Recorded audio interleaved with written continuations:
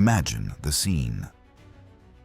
400 BC, the Dashtikavir Desert, a sun-scorched, unforgiving hellscape where summer temperatures clawed past 50 degrees Celsius, a searing 122 degrees, hot enough to instantly sizzle an egg on the baking sand. Yet amidst this inferno, Persian nobles reclined, their goblets clinking. Not with mountain spring water, but with wine exquisitely chilled by ice cubes. Pure, crystal clear, manufactured right there in one of the hottest places on Earth. No electricity, no refrigeration, no technology we'd recognize. Water, evaporating before it even touched the ground, somehow transformed into solid ice. It shouldn't be possible. Every law of physics screams impossible. But the ancient Persians didn't just make ice. They conjured it on an industrial scale. Hundreds of tons stored through blazing, relentless summers. Their method, so breathtakingly brilliant, so deceptively simple, that when modern scientists first stumbled upon it, they dismissed it as folklore. They simply refused to believe it could work. Prepare to have your entire perception of ancient technology shattered. We picture primitives, but these were masters, manipulating the very fabric of physics in ways that still feel like magic today. This ancient ice-making sorcery, perfected over 2,000 years, demanded no fuel, no moving parts. The ice it birthed was so pristine, so utterly pure, that Persian royalty scorned naturally frozen mountain ice in comparison. But here's the ultimate mind-bending twist. This miraculous technique was deliberately destroyed, erased from history. The reason why? It will send a shiver down your spine.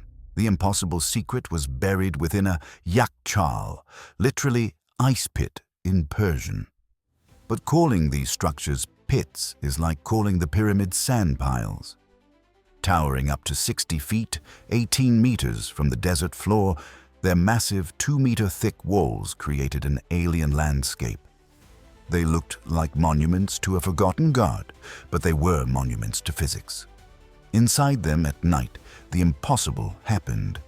The Persians had unlocked a secret, a paradox, making ice when the air itself was still above freezing. They harnessed radiative and evaporative cooling, phenomena modern science wouldn't grasp for 2 millennia. And the scale? The largest yakhchal ever discovered could hold 5,000 cubic meters of ice. That's equivalent to 2 Olympic swimming pools, frozen solid, sitting in the middle of a desert where camels routinely succumbed to heat stroke. Here's how they defied nature. The process began not in the searing daylight, that would be sheer madness, but at sunset during the desert's cooler winter months from December to March. Even then, nighttime temperatures rarely dipped below 5 degrees and 41 degrees Celsius. Still far too warm for water to freeze naturally. Yet, they made it. They constructed long, shallow pools, only about 40 centimeters, 16 inches deep, protected on 3 sides by colossal, fortress-like walls. These weren't mere barriers. They were forged from suge, a special waterproof mortar, a secret mixture of sand, clay, egg whites, goat hair, and ash, blended in proportions guarded more fiercely than military blueprints. But here's where it truly veers into ancient alchemy. They added one more ingredient, tree bark from a specific local tree. Modern scientists have since confirmed it possesses natural antibacterial properties, keeping the water pure during the freezing process. The exact recipe for suge was a sacred trust passed down through generations of ice-making families in hushed whispers, never committed to paper. Imagine the devotion. One captured ice maker in 224 AD chose to have his tongue cut out, rather than reveal the formula to rival city-states. A secret literally worth dying for. As night fell, servants poured water into these shallow pools, its depth agonizingly precise, guided by notched measuring sticks passed down through generations. Too deep, and it wouldn't freeze. Too shallow, and it would simply evaporate into the thirsty night. Then the desert itself became their unwitting accomplice, a vast cosmic freezer. On clear, star-dusted nights, something extraordinary happens. The lack of clouds and humidity means heat radiates from the Earth straight into the absolute zero of space at an incredible rate. The shallow water in the pools would start bleeding its heat upward. This is radiative cooling. But that alone wouldn't freeze water. Here's where the Persian genius truly shines. The colossal walls weren't just for protection. Their precise angles manipulated the subtle desert breeze, creating a specific airflow pattern. As this slight wind moved across the water surface, it caused rapid evaporation. And evaporation, you see, devours energy. It literally sucks heat out of the remaining water. This double punch of radiative cooling and evaporative cooling could plunge the water temperature by a staggering 15 degrees Celsius and 27 degrees below the ambient air temperature. So even when the air was 5 degrees Celsius, the water in their pools could plummet to a deadly 10 degrees Celsius, 14 Kelps. But the story deepens, revealing a third, mind-bending secret that scientists only recently unearthed. The Persians added something more to the water. Ancient texts spoke of a white powder of the mountains. Initially thought to be salt, chemical analysis of residue in ancient yakhchals revealed it was actually a form of natural potassium nitrate. This wasn't just alchemy, it was chemistry. It lowered the freezing point of the water, while simultaneously increasing the rate of evaporative cooling. They were essentially creating a chemical reaction that ripped even more heat from the water. Modern chemists have since calculated that this addition could drop the temperature another 5 degrees, 9 degrees, meaning they could make ice even when nighttime temperatures lingered at 10 degrees, 50 degrees after. By dawn, sheets of ice, several centimeters thick, shimmered in the desert. But making ice was only half the war. Storing it through the hellish 50 degrees summer, that was the true impossibility. Before the sun clawed over the horizon, workers raced against time, hacking the precious ice into manageable chunks. A minute too long, and their monumental efforts would vanish into vapor. The harvest was rushed into the yakhchal itself, that colossal domed fortress. Inside, it was another dimension. Outside, a furnace. Inside, year-round freezing temperatures persisted, without a single power source. Their secret lay in the dome's ingenious design. The Persians had accidentally stumbled upon something called the stack effect. Hot air naturally rose and escaped through vents at the top, creating a vacuum that pulled in chilled air through subterranean channels. Qanats. These qanats were engineering miracles themselves, underground rivers, sometimes running for kilometers, tapping into distant mountain aquifers. The water flowing through them was naturally frigid, and as air passed over this cold water before entering the yakhchal, it plummeted dramatically in temperature. Some qanats delved 40 meters, 130 feet, underground, where temperatures remained constant year-round, insulated by the earth itself. But here's the truly insane part. The walls themselves held another secret. Dead air spaces, essentially ancient insulation. The egg whites and goat hair in the sewage created tiny air pockets that modern scientists now calculate had an R value comparable to modern fiberglass insulation. The harvested ice, packed in layers of straw and sawdust, formed a colossal pyramid inside the dome. The sheer mass of the ice created thermal inertia, a bulwark against the heat, ensuring it melted at a glacial pace. This wasn't just about preserving food or cooling drinks. This was about power. Kings flaunted their godlike ability to command winter in the desert, sending blocks of ice to visiting dignitaries in the middle of summer as a display of absolute dominion. Ice became a currency of ultimate power, sparking brutal ice wars where entire yakhchals were raised by rival cities. These structures were guarded like treasuries because they were treasuries. One Persian merchant in 450 BC amassed the equivalent of $10 million in today's money from a single summer of ice sales. His ice empire, 7 yakhchals strong, employed over 200 workers. His death ignited a literal war between his sons over who would inherit the lucrative ice routes. But the story twists into darkness, revealing a truly disturbing human cost. The yakhchals, the ice workers, endured one of ancient Persia's most brutal fates. They toiled in freezing water, in absolute darkness, racing against the relentless sunrise. Frostbite was a constant, agonizing companion, claiming fingers and toes. History branded them men marked by winter, their extremities blackened, ravaged by the cold. Their mortality was staggering. Persian census records from 380 BC show the average life expectancy of a yakhchal kesh was a mere 31 years, compared to 45 for other laborers.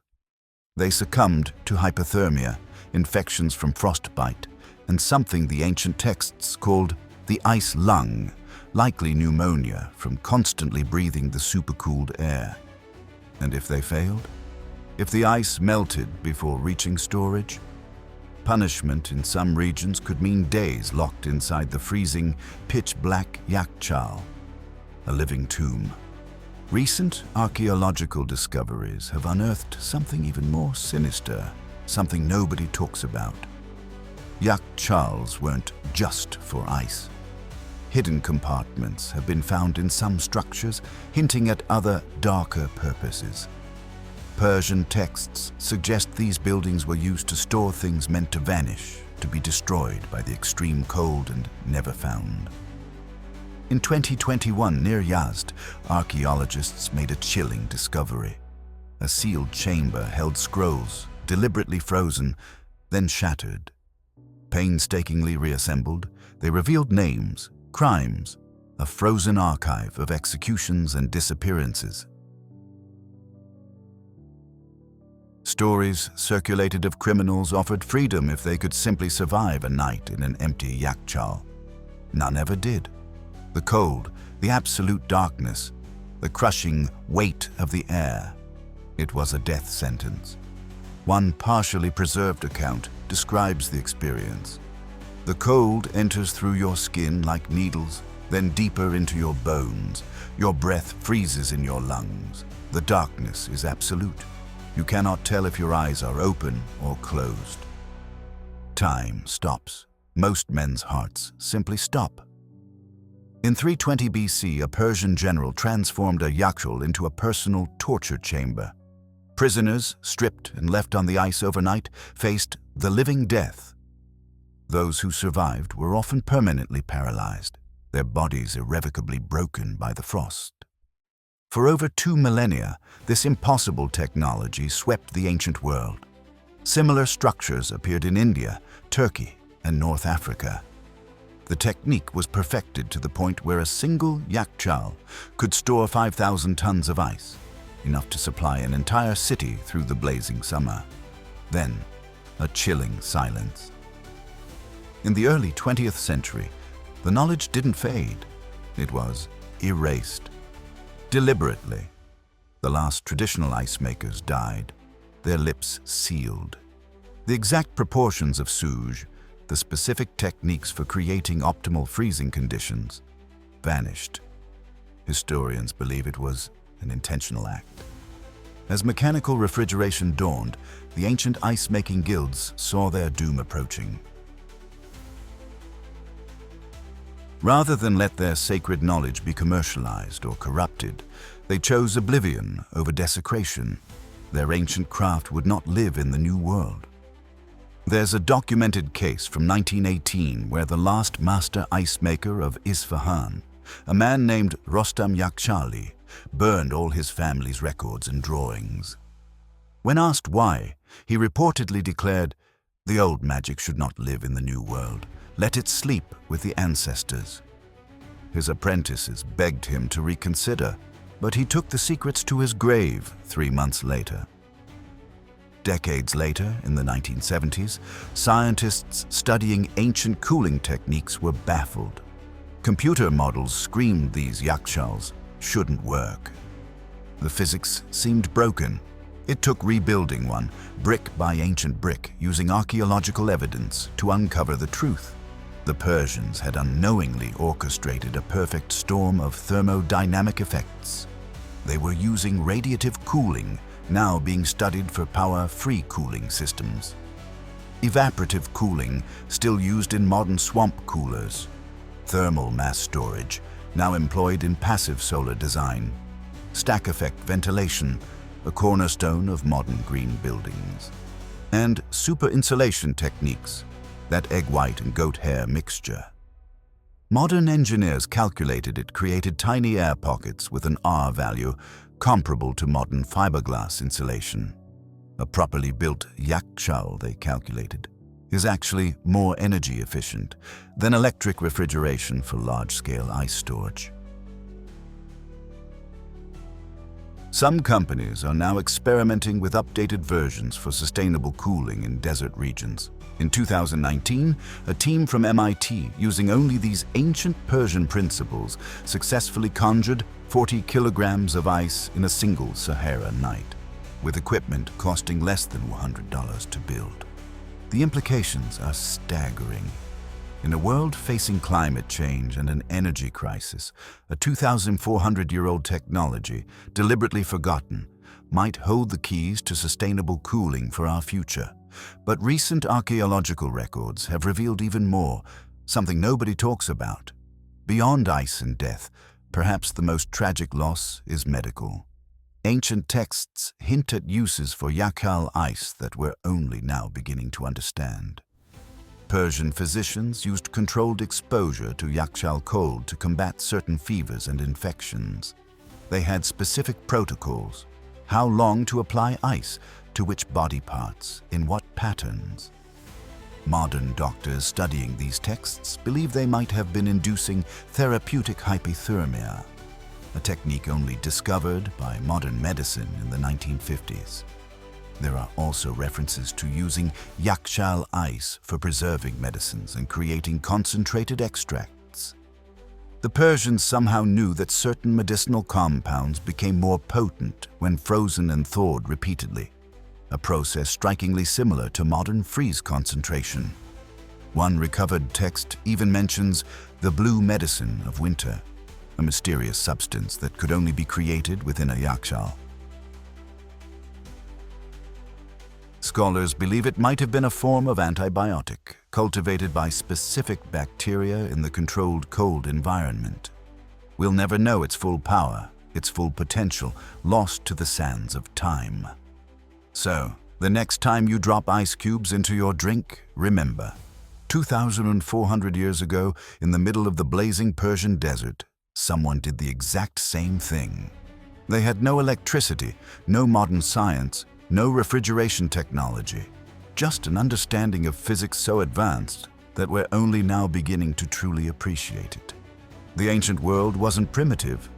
It was a forge of brilliance, turning the impossible into the everyday, leaving behind colossal structures that challenge everything we think we know about what's possible without modern technology. The yakhchals, still standing today, are silent, haunting monuments to human ingenuity. They remind us that sometimes the old ways weren't just different. Sometimes they were better, and sometimes they held secrets we were never meant to find.